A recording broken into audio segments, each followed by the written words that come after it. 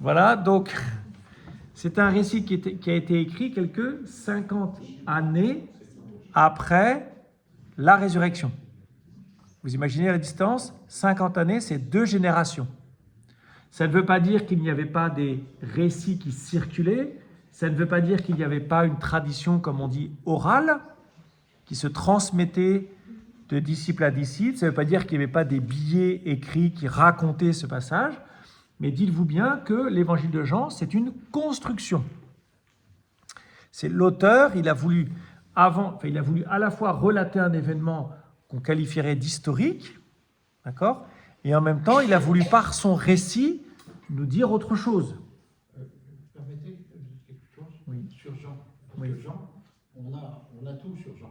Il est né en 10 et il est mort en 96. Il est né sous Auguste et il est mort sous Trajan. Oui. Et donc, ça peut être Jean qui l'a écrit puisqu'il est mort en 96.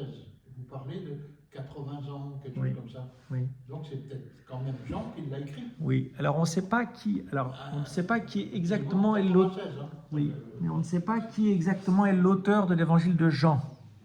C'est-à-dire que vous avez 3 possibilités. Vous avez Jean, le disciple, le frère de Jacques. Vous avez Jean, l'auteur, selon Ioannem, selon Jean, l'auteur de cet évangile.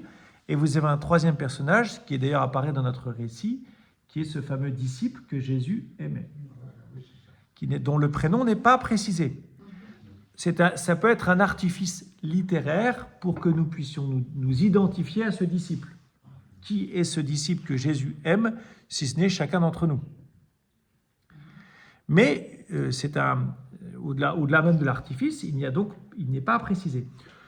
On pense qu'il y a un Jean qui n'était pas le disciple qui a écrit l'évangile.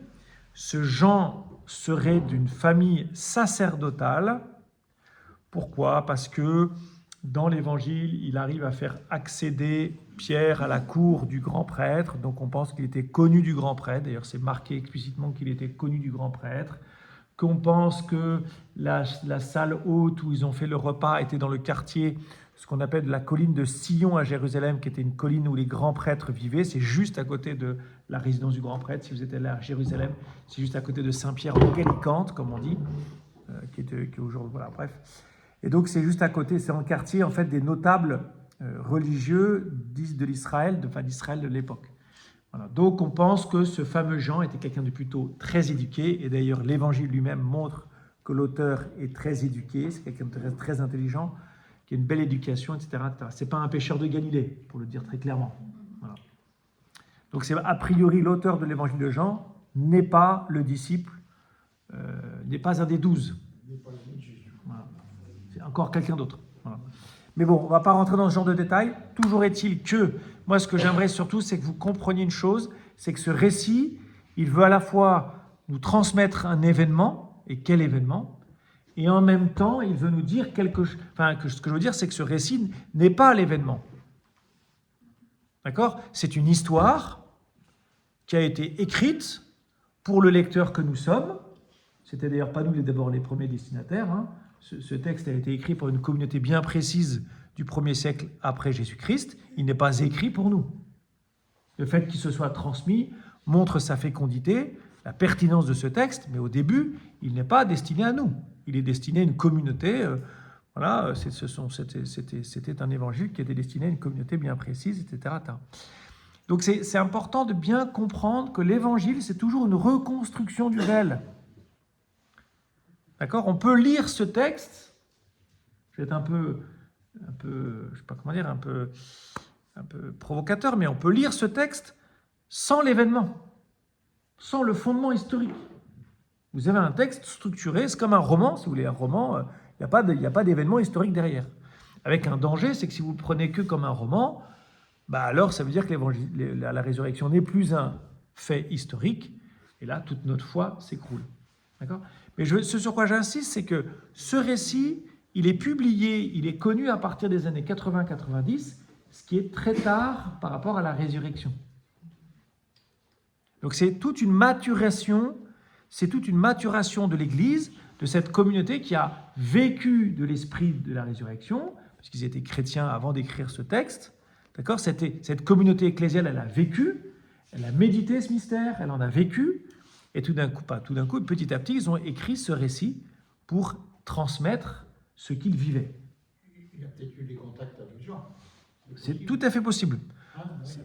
On ne sait pas. Tout à fait possible. Hein. Tout est possible. Vu la date où est mort Jean. Oui, c'est tout à fait possible. Mais on ne sait pas. Enfin, moi, j'ai pas en tout cas les informations. Je pense qu'aujourd'hui, on a quelques éléments. Donc, notamment, effectivement, comment il a été rédigé. Ensuite, cet événement lui-même. C'est très intéressant de voir que Marie-Madeleine est incapable de reconnaître Jésus. Pourquoi ? Parce que la résurrection est hors cadre de toute expérience humaine. L'expérience humaine, c'est quand vous mettez quelqu'un au tombeau, il ne ressort pas. À part les films de zombies, mais Lazare est ressorti physiquement. Alors déjà, mais il est ressorti comme il était. Lazare est ressorti physiquement, il est ressorti avec son corps physique prêt à remourir. C'est pas une résurrection à proprement parler. C'est une sortie du tombeau, c'est une revitalisation, d'accord ? Mais c'est pas une résurrection. La résurrection est un événement qui nous fait péter les cadres psychologiques, historiques, religieux. C'est un événement totalement hors norme. Il aurait été presque plus. Imaginons que Jésus ressuscité avec son corps disparaît.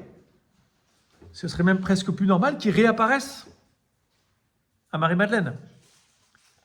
Personne ne peut imaginer ce qu'est rencontrer un ressuscité, bien vivant, au matin de Pâques. Ça n'arrive à personne. Donc c'est pour ça, pour dire que cet événement est totalement hors norme.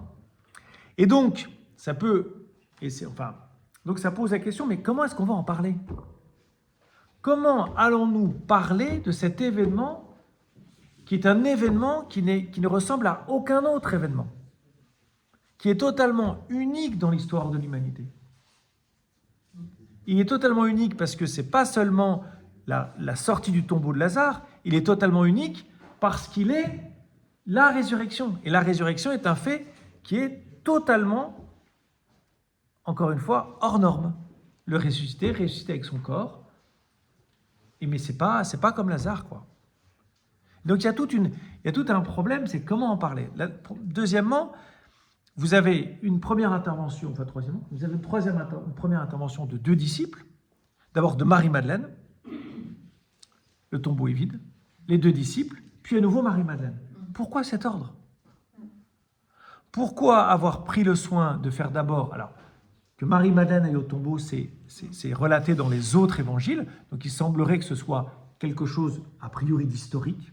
Effectivement, là-dessus, on a sans doute un fait historique indéniable, que ce sont les femmes, et peut-être sûrement qu'à l'époque, l'embaumement des corps, de mettre des aromates sur des corps, c'était plutôt un travail de femmes.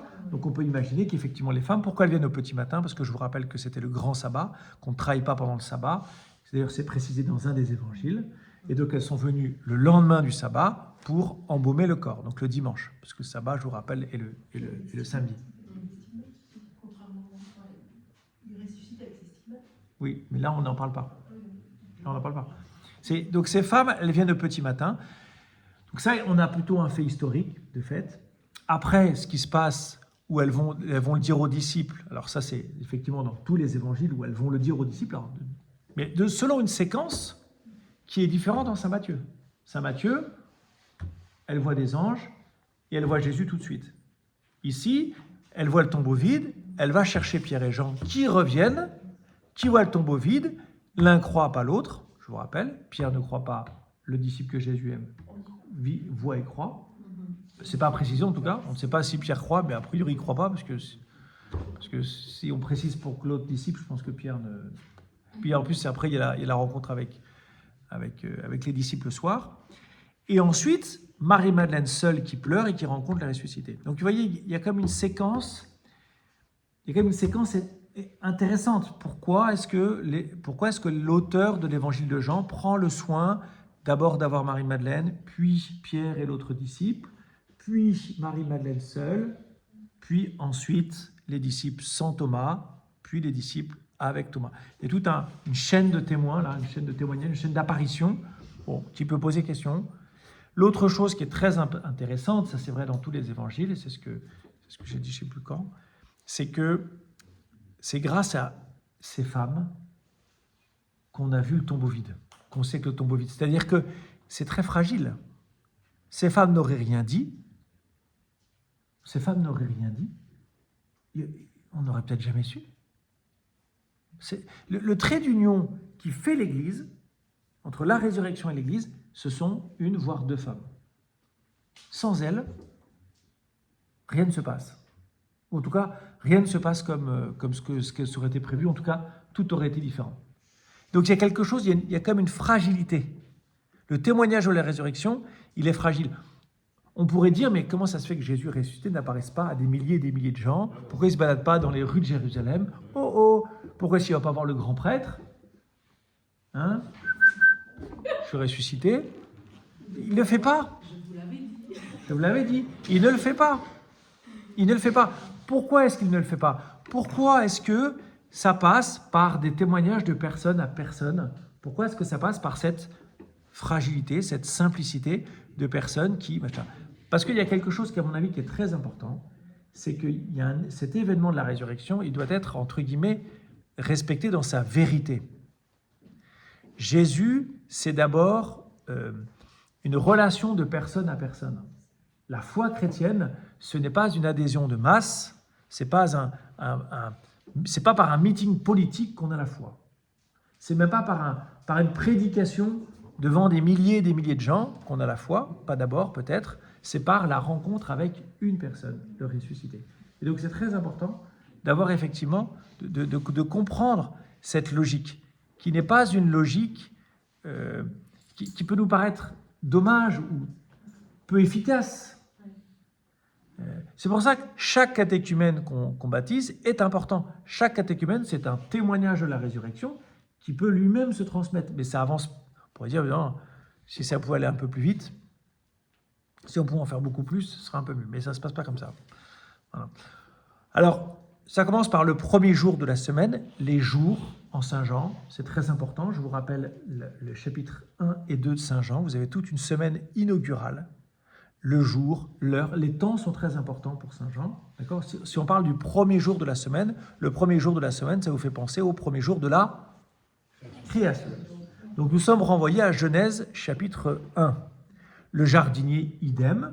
Qui est le jardinier du jardin du Seigneur? C'est l'homme en Genèse 2. Donc ça veut dire quoi? Ça veut dire que là, Jean est en train de vous dire, vous allez relire toute la Bible en sachant que le Christ est ressuscité. Il faut repartir au tout début, tout reprendre. Vous qui étiez juifs, parce qu'il s'adresse d'abord à des juifs, vous qui êtes juifs, qui pensez connaître les Écritures, maintenant que vous avez la résurrection avec vous, maintenant que vous avez l'esprit du ressuscité, il faut recommencer. Il faut recommencer pour parcourir à nouveau les Écritures, les lire comme le ressuscité les lit, dans l'esprit du ressuscité, et découvrir que ces Écritures, elles parlent que d'une seule chose, du ressuscité. Que la résurrection, c'est le mystère central de toute l'humanité.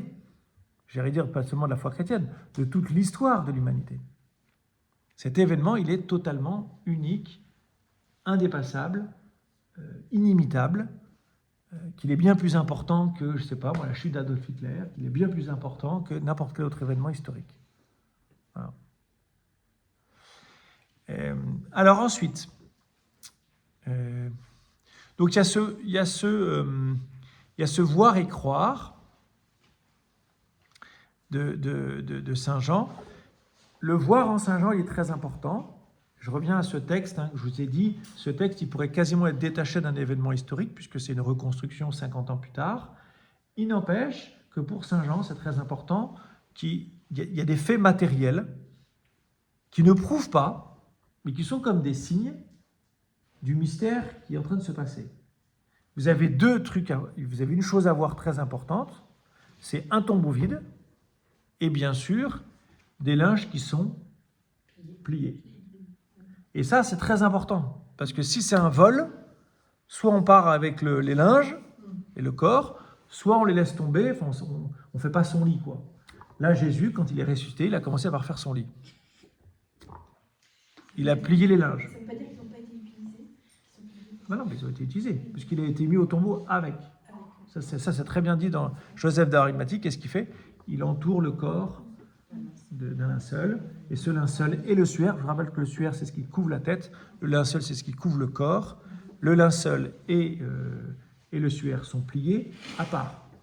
Bon, d'ailleurs, c'est précisé, il y a une espèce de détail qui est complètement étonnant, qui signifie qu'il est parti tranquillement. Ça signifie que c'est pas été brusque, c'est pas le vol. Enfin, c'est d'abord pour dire qu'il n'y a pas eu le vol du corps. C'est que c'est parti, non pas brutalement. Il est sorti du tombeau, j'allais dire, en rangeant, en passant le balai, presque. Enfin, voilà. Ça, c'est une thèse qui existe, c'est la thèse des Juifs. Ça. Oui, en tout cas, relaté dans Matthieu, je ne sais pas ce que diraient les Juifs aujourd'hui, je pense qu'ils s'en foutent complètement, mais en tout cas, dans Matthieu, il est très bien dit que il y a une thèse qui est colportée parmi les Juifs, c'est que ses disciples sont venus de nuit transporter le corps. S'il avait transporté le corps, il le transportait avec le suaire, il serait parti avec le suaire. Alors ensuite, Marie-Madeleine. Donc Marie-Madeleine, ce qui est assez étonnant, c'est qu'elle apparaît très peu dans l'évangile de Jean. Elle apparaît en fait au chapitre précédent pour dire qu'elle était au pied de la croix. Donc elle n'est pas connue. Dans l'évangile de Jean, on ne la connaît pas très bien. Elle est mieux connue dans d'autres évangiles, mais dans celui de Jean, il est très discret sur Marie-Madeleine. C'est comme si son rôle à elle, c'est d'être le témoin de la mort et de la résurrection. C'est son rôle dans l'évangile de Jean. Elle n'en a pas d'autre. Je vous rappelle que Marie-Madeleine, ce n'est pas Marie qui lave les pieds, en tout cas pas dans l'évangile de Jean, c'est pas la même. D'accord ? C'est pas la sœur de Marthe. C'est pas du tout précisé. Hein. Voilà, ça peut être deux personnes différentes. Peut-être c'est les mêmes, mais il n'y a rien qui le dit. Surtout que Marie, c'est la Magdaléenne, donc elle est originaire d'un village qui s'appelle Magdala, qui est au bord du lac de Tibériade, qu'on a retrouvé récemment d'ailleurs, alors que Marie et Marthe sont de Béthanie. Ce n'est pas le même endroit. Béthanie étant à une journée de marche de Jérusalem, donc qui n'est pas du tout au bord de la mer de Tibériade. Donc a priori, ce sont deux femmes différentes. Donc en fait, Marie-Madeleine en Saint-Jean, on ne la connaît pas. Voilà. Peut-être que la mémoire des premiers disciples, eux, la connaissent. Mais nous, quand on lit l'évangile de Jean 2000 ans plus tard, on ne la connaît pas, cette Marie-Madeleine. On sait qu'elle était au pied de la croix et qu'elle est au jour de la résurrection. C'est tout. Comme si, encore une fois, son rôle dans ce film, là, dans ce script, c'est d'être au pied de la croix et d'être au matin de la résurrection. C'est vraiment le témoin de la mort et de la résurrection, Marie-Madeleine. Et encore une fois, que c'est par elle que les disciples vont être au courant. Donc elle pleure. Elle pleure devant le tombeau.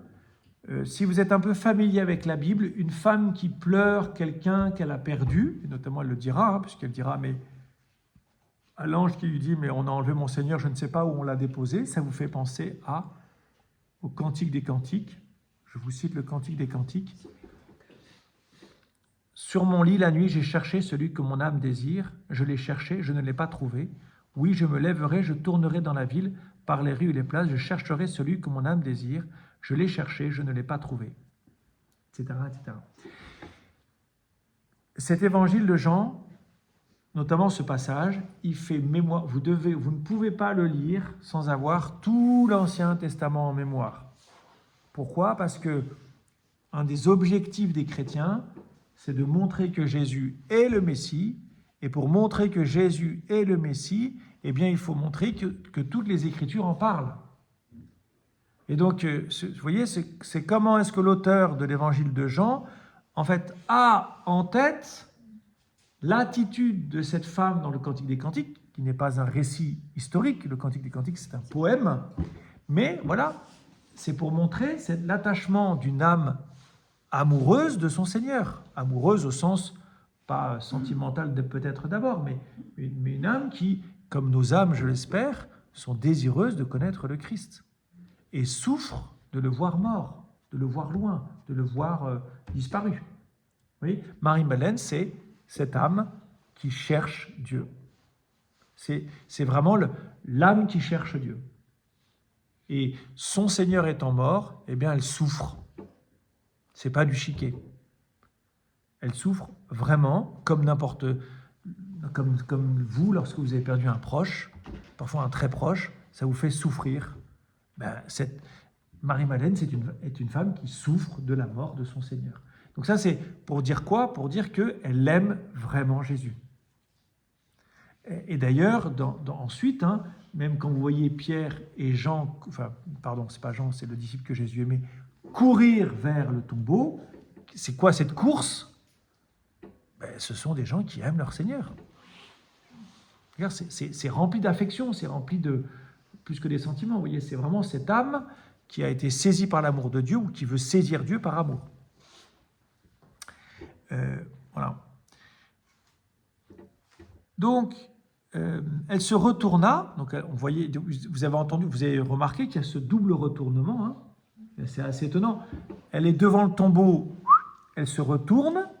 Donc, sous-entendu, il n'y a plus rien à voir dans le tombeau. Donc, le Seigneur n'est plus dans le tombeau. C'est pour ça qu'aller à Jérusalem pour aller au Saint-Sépulcre, même si tout le monde le fait, même si on est très, très content de l'avoir fait, mais en réalité, en tant que chrétien, on n'a rien à y faire. Le tombeau du Saint-Sépulcre, il n'y a plus rien. Point. Il n'y a plus rien. Jésus n'est plus là. Et donc, vous voyez, ce retournement, c'est Jésus n'est plus là. Elle tombe sur Jésus, mais ça, elle ne le sait pas, parce que psychologiquement, c'est impossible de voir un mort. Vous voyez, elle ne fait pas la connexion dans le cerveau, elle ne se fait pas là. Donc forcément, même si même si Jésus lui parle, elle ne reconnaît pas sa voix, parce qu'encore une fois, elle est incapable d'imaginer, de concevoir qu'elle puisse avoir devant elle un mort. Jésus est mort, il n'est plus là. Donc elle ne peut pas. Elle va donc réagir à l'appel de son prénom, hein, parce que effectivement là c'est la relation, c'est une relation qui se noue à nouveau, une relation de personne à personne. Jésus me connaît par mon prénom. Et ça c'est très important. Nous avons un berger, ça c'est Jean chapitre 10, mes bergers me connaissent et elles me suivent, et elles écoutent ma voix et elles me suivent, mais ce n'est pas un troupeau informe. C'est un troupeau où le berger connaît chaque brebis par son nom. Oui. Et là, en fait, elle découvre qu'effectivement, Jésus... Et là, il y a un deuxième retournement qu'on interprète comme le retournement, vous savez, de la conversion, comme d'un retournement plus intérieur, de la rencontre avec le Christ qui nous fait faire un demi-tour sur nous-mêmes, où tout d'un coup, tout est neuf, si vous voulez, tout est... Alors, il y a ce fameux « Qui cherches-tu » ? Ça fait référence, si vous avez regardé un peu l'évangile de Jean, à « Que cherchez-vous » au début de l'évangile de Jean. Vous savez que les deux disciples de Jean-Baptiste suivent Jésus, chapitre 1, Jésus se retourne et leur demande « Que cherchez-vous » C'est tout le début de l'évangile. Qu'est-ce que vous cherchez dans vos vies? Et à la fin, ce n'est plus « Que cherchez-vous », c'est « Qui cherchez-vous » C'est-à-dire que la quête du bonheur de l'homme, c'est plus simplement un bonheur qu'on va essayer de construire à partir de plein de choses. Souvent, que cherchez-vous? Cherchez à être heureux. Là, ici, à la fin de l'évangile, nous savons, le disciple sait que celui qui va, entre guillemets, lui apporter le bonheur, c'est plus que du bonheur, mais celui qui va lui apporter le bonheur, c'est une personne. Donc c'est qui cherches-tu? On est passé du que à qui. Et ce qui cherches-tu, on sait que c'est bien sûr, c'est Jésus-Christ. Et donc les disciples cherchent leur Seigneur, le Seigneur que leur cœur désire, que leur âme désire, que leur cœur aime.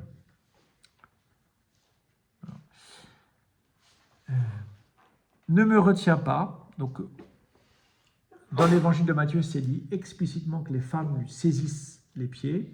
Ici, ce n'est pas précisé comme ça, mais on peut imaginer qu'elle a enfin trouvé celle que son âme désire, comme dit le Cantique des Cantiques, et qu'il n'y a qu'une possession.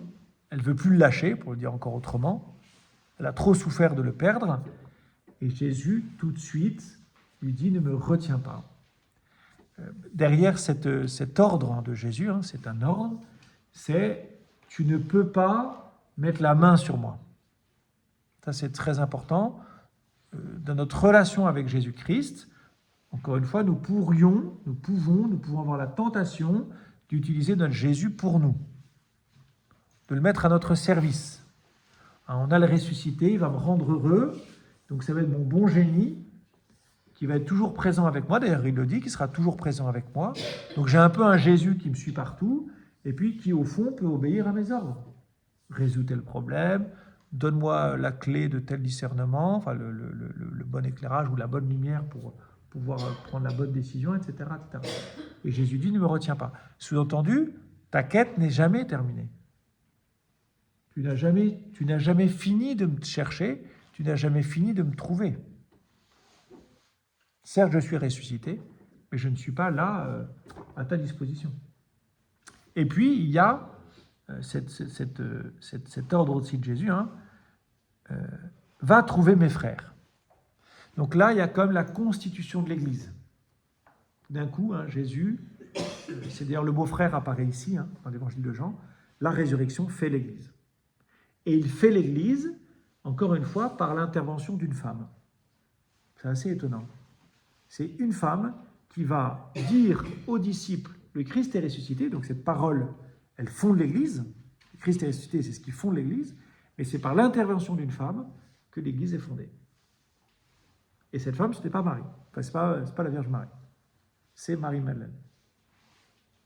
C'est par son témoignage que l'Église est fondée. Alors l'Église, elle est fondée, elle est faite par le Christ, on est bien d'accord, par la parole de Jésus qui nous fait frères et sœurs. Ce n'est pas Marie-Madeleine qui nous fait frères et sœurs, on est bien d'accord. Mais n'empêche que l'annonce de la résurrection par cette femme va lancer l'Église, en fait. Va inaugurer l'Église. On dirait, en tout cas, historiquement. Voilà. Va trouver mes frères pour leur dire que je monte vers mon Père et votre Père, vers mon Dieu et votre Dieu. Marie-Madeleine s'en va donc annoncer aux disciples. Et cette belle parole, c'est étonnant. L'annonce de Marie-Madeleine, c'est « J'ai vu le Seigneur ». On revient au voir, il vit et il crut. Donc ça, c'était le disciple que Jésus aimait. Il a vu le tombeau vide et il a cru. Là, Marie-Madeleine a quelque chose d'autre qu'elle a vu. Elle n'a pas seulement vu un tombeau vide, elle a vu le ressuscité lui-même. Et elle va dire aux disciples, vous avez peut-être vu le tombeau, mais moi, j'ai vu, en plus de vous, le Seigneur ressuscité. Donc il y a deux choses à voir ici, le tombeau vide, avec les linges, et le ressuscité. Comme si le tombeau vide venait attester historiquement, matériellement, cette rencontre avec le ressuscité, qui n'a pas vraiment d'assise matérielle. Vous voyez, il n'y a pas de... On ne peut pas dire, ça va être compliqué pour elle de justifier qu'elle l'a vu. Elle ne peut rien dire, en fait. Puis ça veut dire quoi? Elle l'a vu, elle a une vision, elle l'a imaginé. Non, elle l'a vu physiquement. C'est ça qui est fou. Elle l'a vu physiquement. Donc il y avait vraiment deux réalités physiques à voir, le tombeau vide et le ressuscité. Mais c'est quand même pas tout à fait du même ordre. Après, bon, l'évangile de Jean continue, enfin le chapitre 20 de l'évangile de Jean continue avec cette fameuse rencontre des disciples, donc l'Église, toute porte close, Jésus était là au milieu d'eux, donc Jésus est là au milieu de l'Église, le ressuscité est là au milieu de l'Église, c'est une réalité vivante, le ressuscité. L'Église, elle a toujours le ressuscité au milieu d'elle. D'ailleurs, c'est dit dans un des évangiles, quand 2 ou 3 sont réunis en mon nom, je suis là au milieu d'eux. C'est vachement important, ça. Quand nous réunissons en fraternité, que nous prions en fraternité, le Christ est là. Alors, je ne parle même pas de la messe et des sacrements. Rien que dans nos réunions de prière, ou quand nous prions les uns avec les autres, ou ensemble, le Christ ressuscité est là. Il en manque un, qui ne fait pas l'expérience du ressuscité, c'est Thomas. Ça veut dire que quand je ne suis pas dans l'Église, je ne peux pas authentiquement rencontrer les ressuscités. Le témoignage de Thomas, il est essentiel pour ça, pour Jean. Vous ne pouvez pas rencontrer les ressuscités si vous n'êtes pas en communion avec vos frères et sœurs. Il n'y a pas, pour le dire encore autrement, il n'y a pas de quête chrétienne individuelle. On ne peut jamais se dire chrétien si on n'a pas un lien avec l'Église. Ça, c'est très très important pour Saint Jean. Thomas ne fait pas l'expérience du ressuscité parce qu'il n'est pas avec ses frères. Et c'est en étant avec ses frères qu'il va pouvoir voir le ressuscité. Le ressuscité n'est pas venu chercher Thomas dans la rue. Il n'est pas apparu à Thomas. Autant il est apparu à Marie-Madeleine avant, entre guillemets, que l'Église commence, mais une fois que l'Église a commencé, le ressuscité n'est pas venu chercher Thomas dans la rue. Il a attendu que Thomas vienne avec ses frères, et à nouveau, il est apparu. Ça veut dire que je ne peux rencontrer le ressuscité qu'en communion avec mes frères et sœurs. Madeleine, vous avez dit que ça a une relation personnelle. Oui. Tout le monde a une relation personnelle avec le Christ. L'originalité de Marie-Madeleine, c'est que c'est la seule à avoir, dans l'évangile de Jean, à faire une expérience individuelle du Christ. Mais avant l'Église, puisque c'est par son annonce que l'Église va commencer. Mais une fois qu'elle a fait son annonce, l'Église commence. Et une fois que l'Église a commencé, personne ne peut rencontrer les ressuscités sans être dans l'Église. C'est le témoignage de Thomas. Thomas peut dire « Je n'ai rencontré le ressuscité que par mes frères et sœurs, qu'en étant en communion avec eux. Coupé de mes frères et sœurs, je ne peux pas rencontrer le ressuscité. »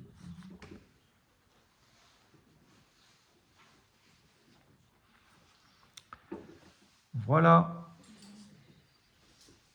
J'ai terminé.